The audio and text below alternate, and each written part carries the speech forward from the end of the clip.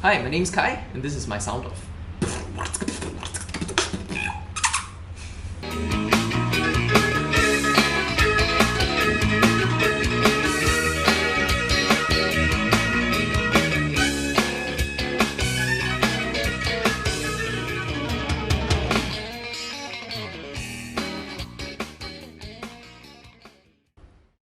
Hi guys, Glenn here, co-founder of Musicife, and welcome again to Sound Off. We're here today with Kai, one of Singapore's fastest rising beatbox artists. So Kai, how's it going? Hi, Glenn. Thanks so much for having me. So yeah, maybe you can run us through your love affair with music. How did it actually start? As I guess it was a few years back, quite a few years back, 7 years, 8 years now. I joined the school choir. And so that's where I found out that I really love vocal music, which is how I ended up doing beatboxing and a cappella music, because these two genres of music, of performing, they're both purely vocals, and that's what really impressed me at the start. So I guess that's how it all began in a way. Is there anyone in your family that also does music or beatboxing? No. No, not really. No. You mentioned actually we were talking about Felix Zellinger. Felix Zellinger, yeah.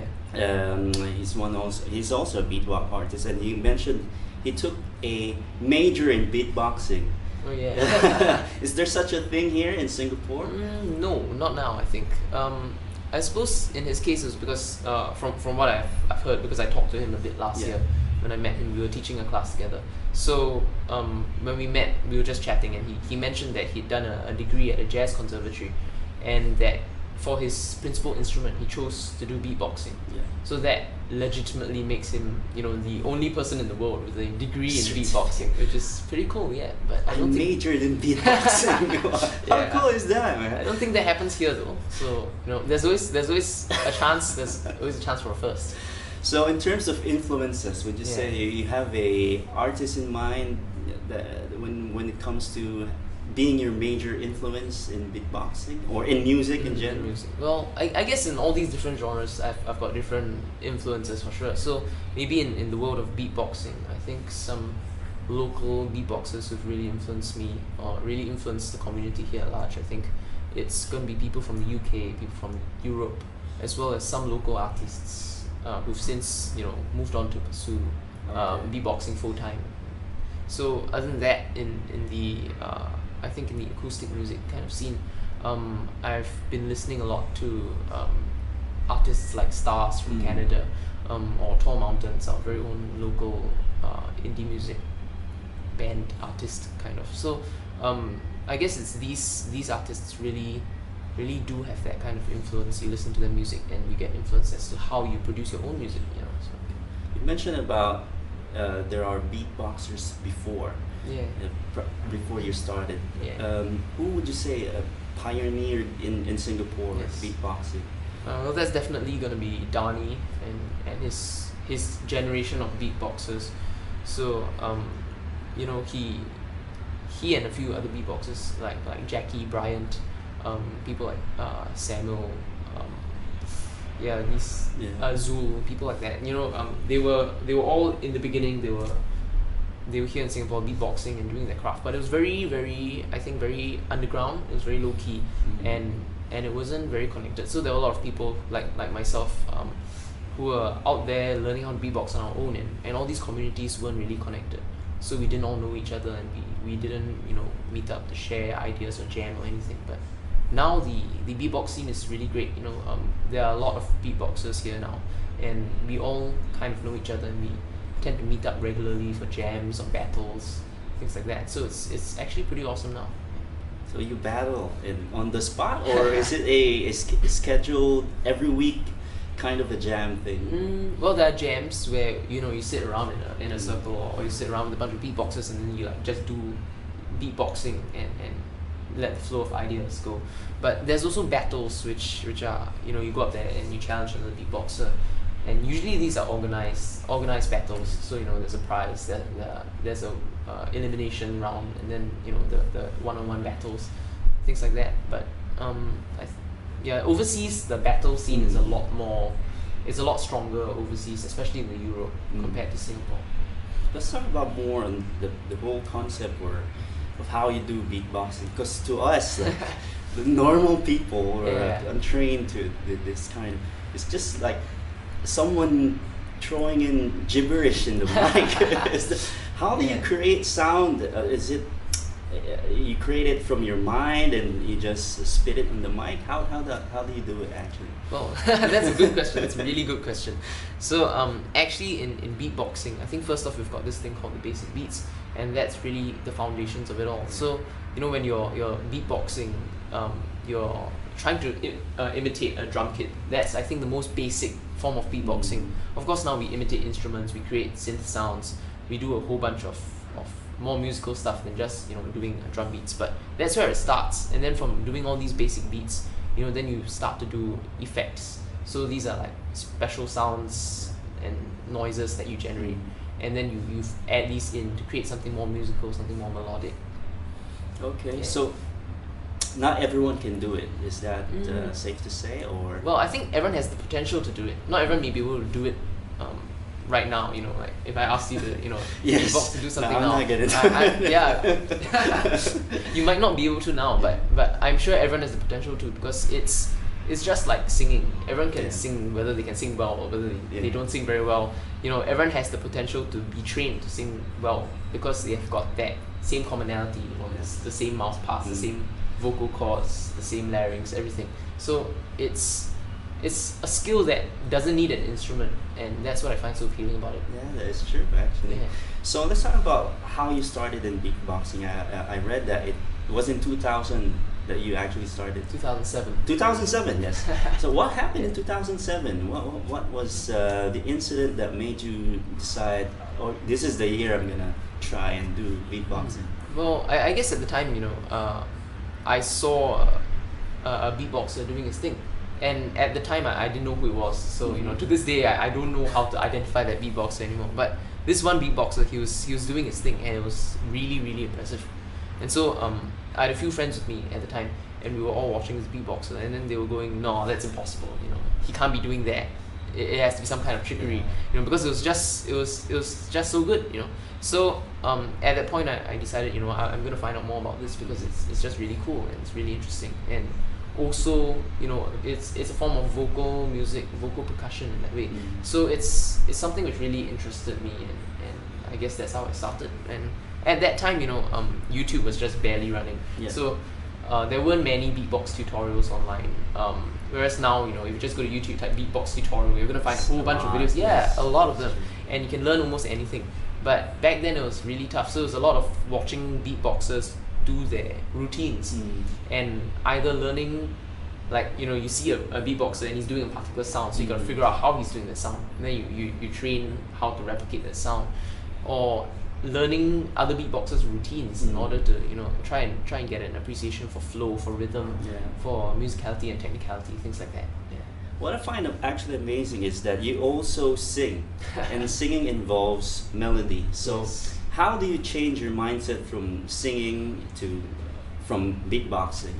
From beatboxing to singing. Yeah. Well, I guess it was something that came a little more naturally for me, because I had this common background of being in the choir, and being involved in collegiate a cappella groups. So I was doing both singing and beatboxing with the groups, and also arranging for the groups and things like that. So it wasn't so much of a transition for me at the point in time. And also I think because of that particular musical background, I was able to imbue more musical ideas into my beatboxing, rather than, it's not so much about creating just noises and sounds, but creating a musical piece. So your singing actually helped in your beatboxing? In a way, yeah. That's pretty cool. And then actually after you started 2007 in beatboxing, right? The following year you formed a cappella group. Yeah. So tell us more about that. Well, that group was just a really casual group. We didn't last very long. Essentially, I was doing vocal percussion, beatboxing for the group. I was also singing some parts, and I was arranging some material for the group as well. But it was just a casual group. We didn't have enough time to meet up and practice or get gigs and stuff. So in 2010, I formed another a cappella group, and this one was quite a lot more successful, I'd say. This is the vocal aluptus. No, this is vocalists. Vocalists. The vocalists, Okay. yeah. The vocalists. It was formed in 2010 with a friend. So essentially, the story is that we were both beatboxers, and we were both really really impressed by groups like Naturally Seven, and they're an amazing a cappella group from the US, and their unique selling point at the point in time was doing a cappella and imitating instruments, incorporating it in to make it sound, you know, like any regular pop song you hear on the radio, or any orchestral piece even. So that was really what impressed us. And at the same time, you know, because we were both beatboxers, we knew how to create these sounds, we knew how to imitate instruments, we knew how to create synths, we knew how to do a whole bunch of things with our mouths. So we were like, why don't we form a group that does this? And at the same time, I think we were very influenced by Shlomo and the Swingle Singers. They formed a beatbox choir, and that there was a documentary about it, and it was actually something really really interesting. We decided, you know, you can not just imitate instruments, but you can also have hip hop in it. You can do like scratching, you can do all kinds of stuff, you know, with the beats, with the rhythm, with the heavier beat section. So we decided, why not we start a beatbox a cappella group of our own? And it did run into some problems, because we realized, you know, not everyone can be a beatboxer. We need someone who can sing. So yeah, it was we needed people to be able to, you know, carry the tune and sing in melody and harmony, things like that. So eventually we got our group together in 2010. It was quite hard to find people, of course, and a lot of the people we had to train them from scratch, like literally zero. Right. Yeah, but in that same year we went for the National A Cappella Championships, and we won our category, which is really really amazing. And you know, at the point we thought, wow, we can really do this. And I guess that's how the group was born. A lot of people don't know that Kai is still a student. So I'm wondering, how do you balance your schedule to being a music artist and a student? How do you balance your schedule? Well, I guess everything takes up a lot of time. A lot of people don't know this, but as a student, I'm actually a medical student at the National University of Singapore, and right now I'm on a posting at Changi General Hospital. So it's really crazy. You got to wake up early, you got to reach the hospital really early. You stay till late, you leave in the evening, that kind of thing. And it's just something that takes up a lot of time, even though it's something that is very meaningful, you know. So at the same time, you know, with my a cappella group, the one I'm currently in now, Vocal Actress, it's considered a semi-professional group. So we do rather a lot of gigs. We do a lot of corporate gigs with guests of honor. We've performed for people like Minister, Mentor, Prime Minister, President, things like that. We've also done a lot of public gigs that are quite large scale, I guess, like NDP last year. We did Pink Dot, we did the Singapore Grand Prix F1 night race, we did some television and radio stuff as well. So that of course takes a significant amount of time. You know, we gotta practice every week and hone our craft, and at the same time I'm also trying to do my own beatboxing and acoustic stuff. So I guess with all these, like, and it's really really diverse. So I think that's the thing, you know, each of these things takes up time, and it's a commitment that you have to be able to make. And I guess if I weren't so keenly interested in all of these things, I would have dropped them. So you know, it's really the interest that drives me and keeps me interested in wanting to do I actually asked Kai earlier if he had to choose between pursuing a medical career or music career, what would it be? Because medical career could be lucrative, you know. And music, you can either make it or not make it, really. So if you had to, if it gets to that, would you choose any of these two over the other? Well, it's really hard to say right now, you know. But I would try as much as I can to keep doing both, because I really love doing music. And of course, being a medical student right now, it's something very meaningful to me, at least. So you know, being able to help people, or being able to help people in the future. Right now I'm learning how to help people. So that's something I don't foresee myself dropping either. So hopefully I'll be able to manage. Let's talk about the Singapore music scene. How, in terms of growth and progress, what's your opinion about the local music scene here right now? Well, I actually think the local music scene is it's a tough one, I guess, but it's really promising right now. It's really interesting, and I guess there are two kinds of artists. It's true that there's this trope. There are two kinds of artists here. One are the older generation that really established themselves. You know, they've been doing it all their lives, and they're really good at what they do, and they've become household names, and rightly so. You know, and that's one group of artists, a generation of artists, and now there's a really young generation of artists coming out as well, and these are really you see it a lot, especially in the indie pop genre of music here, and all these artists. I think the reason why they are able to do their music as well is because they're young, and they're still they don't have to worry so much about finances at this point in time. So they're able to do their music, and of course the music is good because they're able to spend their time and energy on it, and that's great. But what's missing is that divide in between. All the people who have an inkling for music, they've got an inclination to doing music, and they're really talented musically, but they're all holding down day jobs just so they can support their music interest in a way, and that's I think the thing that's challenging. How to sustain a career in music when there are not enough venues and gig opportunities to go around for everyone. That's true. So it's challenging, but at the same time I think it's really promising. We've just seen a whole bunch of support for local music. For example, our MP Janice Koh, she just had this point about supporting local music and having local music quotas on radio. I think it's a great step in the right direction for local music, but at the same time I think we need to be careful not to over emphasize support for local music at the expense of good music. It's true. So, having mentioned that the government is actually doing steps to support local music, as musicians, what would be, you think, in your opinion, how would we on our own help ourselves the best way we can? And for your side, what do you think would be the best thing for you to do as an artist here in Singapore? Okay. I think for myself, I'm really privileged because I was able to join a really good a cappella group, Vocal Actress, and because of all the gigs and their vast experience, they're called upon to do a lot of high-profile stuff, and I think that was something I'm very, very grateful for, and I'm extremely blessed to have. So I'm able to focus on doing my own music on the side, my own beatboxing, my own acoustic stuff, and because the main bulk of my performance work still comes from Vocal Actress, and so I don't really have to worry about making sure that these side ventures of my beatboxing or my own acoustic stuff, I don't have to make sure they pay off.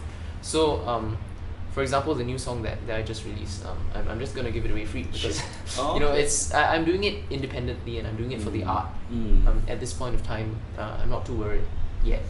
So I guess that's one way of how I've been really privileged to be able to support myself in that way.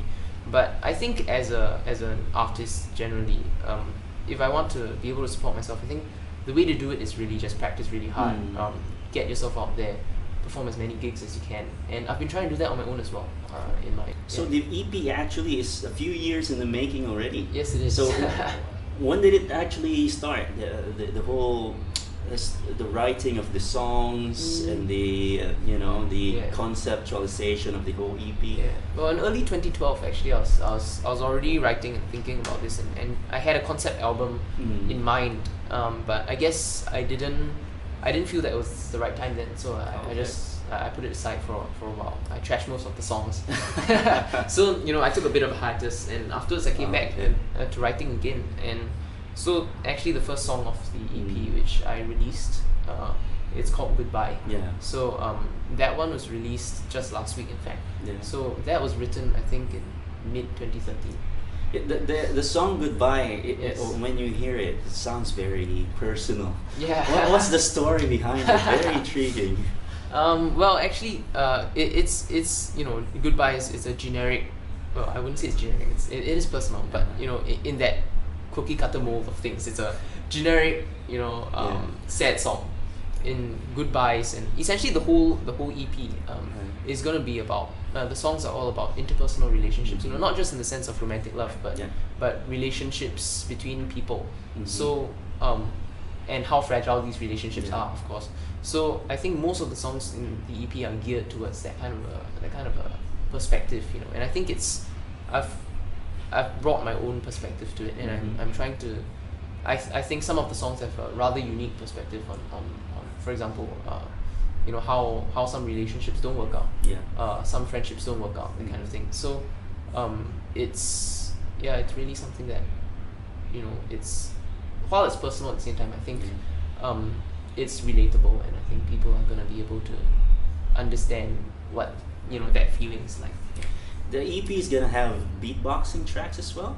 No. Oh, so Not it's purely. purely Yeah, singing. it's purely Okay. acoustic pop. There's gonna be one track I'm planning, which I'm still producing right now. I'm gonna put some beatboxing on it as well, but primarily the whole EP is gonna be purely an acoustic venture. Other than the upcoming EP, is there any other project that you're working on right now? Any upcoming gigs? Well, actually, I'm actually very, very honored to have been invited to the 2014 International Live Looping Festival in Cool. California. Congrats! Yeah, thank you. It's in the USA, and I was very kindly invited by the founder of the festival. This festival is something that people call the mother of all live looping festivals, and it's been around since 2000. So and before I was invited, there's only been one other Singaporean who's ever gone, and I'm of course very privileged. They've invited me to be a featured artist in the main festival, and Okay. also in a pre-festival concert called the Best of the Festival.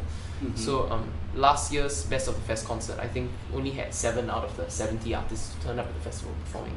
So I think it's a really, really great honor for me, and I'm working very hard on my skills and stuff. It's going to be mainly beatboxing, because it's essentially what I do with my live looping machine, loop station. I'm using a Boss RC300. Cool. It's a really great machine. Got it from Sweely Music. They're a wonderful company. of course, Yes. So it's really, really cool being able to do live looping and beatboxing in a way that I think no one here locally does it, because it's beatboxing, and it's very music intensive rather than vocal driven or using instruments. It's purely vocal music. So I think that's something which is quite interesting, and I'd like to be able to do more with it. So hopefully the festival goes well. And So in the festival, are you gonna perform, or are you gonna give free tips there? I'm going to be performing actually. So I'll be performing, like I said, during the main festival. It's going to be on a Friday night there, California time. So yeah, I'll be performing there, and also on the Wednesday as part of the pre-festival concert, the Best of the Fest. But you actually, do you still compete and teach? I haven't competed for very long anymore, Okay. but I did compete back in 2010 and 11 as well. I think in 2010 I did the National Acapella Championships. There was a beatbox category. It was brand new, and I came in first runner up in that one. So that was, and also at that point in time, it was my first ever battle. So it's like going up with people who are actually out there in the industry, and it was an eye-opener for me. And so of course after that time I took some time out. I decided to reconsider how I was doing my beatboxing, how I can improve it, things like that. So I haven't actually competed very much now, but right now I'm more into the teaching side. In the previous year alone, I've mostly taught workshops at secondary schools, but I've also taught at the at SUTD, the Singapore University of Technology Design. Recently I was asked to do something for NUS, but that still hasn't happened yet, so fingers crossed again. And I've also taught at the Esplanade last year as part of the Bite Size series. The Esplanade was very kind to invite me over to teach a 2-hour workshop in the afternoon, and it was also integrated with their Voices Festival in December last year. So it was a really great workshop.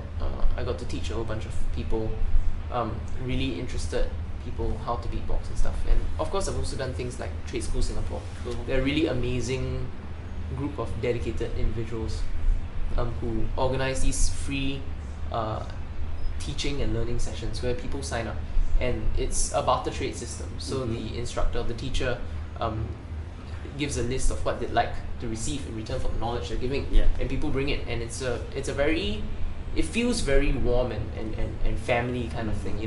It was a really great experience, and I'm looking forward to the next season of Trade School Singapore, of course, and the organizers really do great work. So that's great. Yeah. Actually, our viewers would appreciate if you can give us a few beatboxing tips right now. So maybe we proceed to doing that. Okay, sure. All right, cool. Let's do it.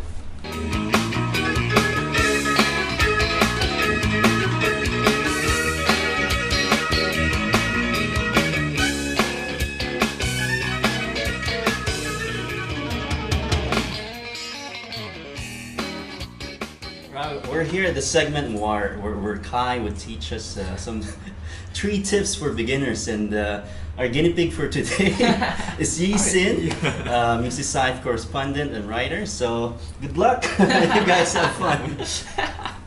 Alright, so essentially in beatboxing, I guess I've mentioned this in the interview, you know, there's a few basic beats, or what we call basic beats. Essentially it's the stuff that you're using to try and imitate drums. So that's how beatboxing first came about, you know. There's a whole bunch of other things you can imitate. Kind of noises, things like that, synth sounds, instrument sounds.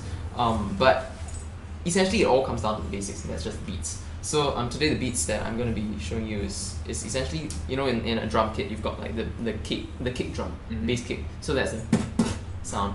Then there's the hi-hats, which are really easy. And then you've got the snares, so it's like, oh. That takes a little more work, but we'll get to it. Alright, so yeah, I guess it's if you really want to make it 3 things, then it's going to be this first thing, bass kick, second thing, hi-hats, and third thing, snares. So let's go. First thing, bass kick. We're going to do, okay, essentially it's like doing a B sound, b. So you just say b, yeah. Burr. Okay, so essentially when I teach, especially in schools and stuff, I like to differentiate between aspirates and non-aspirates, the first thing, and then vocalized and non-vocalized. So all these basic sounds are non-vocalized sounds, so you're not going to be using your vocal cords to do it. Okay, so that's essentially how we get to doing many sounds at once, you know? Okay. Because you can essentially do a sound with your lips, or your teeth, or your tongue, or your vocal cords. Yeah. So you can either use all this external stuff, or the vocal cords, or you can use both at the same time. So that's how you can create more than one sound at once. So we've got sounds that are purely made from here, we've got sounds that are purely made from here, and so all these basic sounds are purely made from here. Alright. So that's the first thing. Good. Yeah. You gotta get rid of all vocals, so just let your throat go, you know, don't need to bother about making sound. Yeah. So first thing is to get to that sound first, you've got to know the mechanics of how your mouth is moving. So yeah, it's like making a bit of a kissy face. It's like, and then you blow without letting it go. You create a kind of pressure behind your lips. So it's like, yeah, it's like you want to make a raspberry, like, yeah, that kind of thing, right? You know, you're building pressure on your lips. Yeah. So now the key is not to let go of the pressure. So your lips are not gonna to let go of the pressure. Yeah, they're gonna stay shut while you create that pressure behind. It's kind of like. So does the air actually come out? No, not yet. No. Not yet. So now we're building up to it. Yeah, kind of like that. Alright. Okay. So when you've done that, right, what you want to do is, alright, first we'll do it vocalized and then we'll do it unvocalized. Okay. So first, if you were to vocalize it, would be like making a boo sound. Boo. Boo. Boo. Boo. So your lips, you find boo. They're doing this thing, right? So what you gotta do is you gotta build pressure before the boo. Boo. Yeah, kind of. Yeah, but not so much in the way that your lips are flappy. You know, you gotta keep it tight. So yeah, like that. That first one is good. Okay. This one. Alright, so if you've got this now, what you need to do is you need to just try opening your mouth a bit more after you do the sound. So yeah, and that's pretty much it. More pressure will create a heavier sound, stronger sound. Yeah, and that's pretty much your bass kick. So we're done with number 1. Nice. Not that bad. Not that bad, yeah. Okay, so now hi-hats. That's number 2. Hi-hats. Typically I do 2 kinds of hi-hats. So one is open and one is closed. Yeah. You know, you've got a little pedal on the hi-hat that you can either do a or and I guess with my acapella group we do a lot of jazz. So I've developed kind of a brush hi-hat. So it goes like. So it sounds more like you know you're using the brushes. But in this case, let's just stick to hi-hat, simple, open and close. Okay. So the close hi-hat is one where you cut it off, so you know everyone can do the sound, right? Yeah. So this one you gotta make sure that you're just letting air out. Yeah. So when you do a close hi-hat, you're cutting off the sound with your tongue on the roof of your mouth, right? Or behind your teeth actually. So you cut off the sound with the tongue. Yeah. And so for an open hi-hat is when the 2 leaves of the hi-hat are you know, they're not close together, they're open. So it sustains a bit longer. So you breathe out more. Yeah. That's it. So close hi-hat and the open hi-hat. Yeah, but you can afford to be gentler on the hi-hats, you know. You don't have to use so much air on it. Just make sure the air is flowing. It's free flowing. Yeah, free flowing, that's it. So of course, big important tip here is you gotta remember to breathe in before you breathe out. So before you make sure you've got enough air. So that's one thing. So right now we've done number 1, bass kick. Close. Alright, and number 2, hi-hats. And yeah, try not to cut off with the middle of your tongue going up to make a K. You know, like if you try and cut off, I'm overemphasizing it, but you know, if you try to cut off with that, it makes it difficult for you to form the next beat. Okay. And it's also difficult for the air to keep flowing. So what you want to do is use the tip of your tongue right behind your teeth, front teeth, to try and stop the sound. So instead of a yeah, like that. So you leave the tongue. Yeah, you leave the tongue there. Okay. And Okay. kind of sounds. So that's a variant. It's okay. So these two sounds. Now we move on to the snares. All right. So essentially, right now what we've got is we've got the bass kick, we've got the hi hat, and essentially you can combine these to make some kind of a beat. It goes. Oh wait, look, I've already moved into snares. So yeah, that's the thing. You can create a semi-decent beat, but it's not so great without something that contrasts, you know, the snare. So the bass kick is really the base of this rhythm. The snare is something that brings in that mid-range contrast, and the hi-hats are something that are more high-range and they kind of fill in the space. So essentially, for snares, there are a few types. There's the inward K, there's the outward PF. All these sounds are a little more advanced, so let's try something simpler. It's gonna be the outward K. It's the outward K. Yeah, that's it. So with a little more air, a little more force, you gotta spit it out. You know, beatboxing is the one thing where you get to make noises, rude noises by spitting, and people tend to pay you for it. It's actually quite cool. So yeah, more air. I found that helps if you try to puff out your cheeks more with air. So it's like if you clench your teeth together very lightly, So you're not clenching them. Yeah, and then you puff out your cheeks. Yeah. Okay, try to do just one. Okay, you're doing it very. It's very constricted. It's very tight. You cannot just let the air go. Okay. That's why puffing out your cheeks helps. Just do it easily and naturally. Yeah. Don't cut it off. Don't truncate it. Just let it sustain. Yeah. Okay. So pretty much that. So you've got.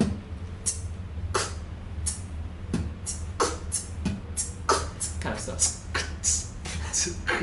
Alright, yeah, so essentially, you know, it's not easy to learn this really fast, but what I would advise you to do now is you go back and you work on the foundations of each of these things. Make sure they're solid, and then you'll be able to put together the individual sounds into a rhythm. Okay. So right now, that's pretty much my 3 tips. Yeah. Alright, thank you. Awesome. Thank you.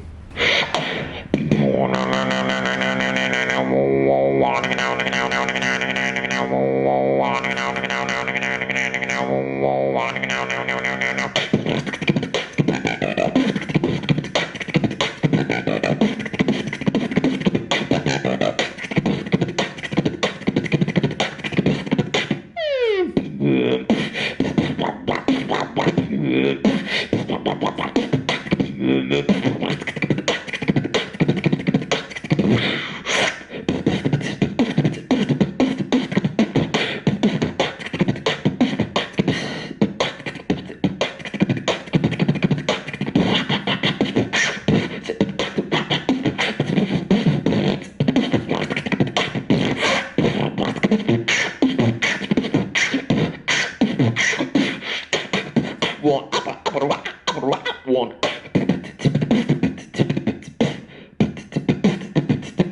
2. 3. 1.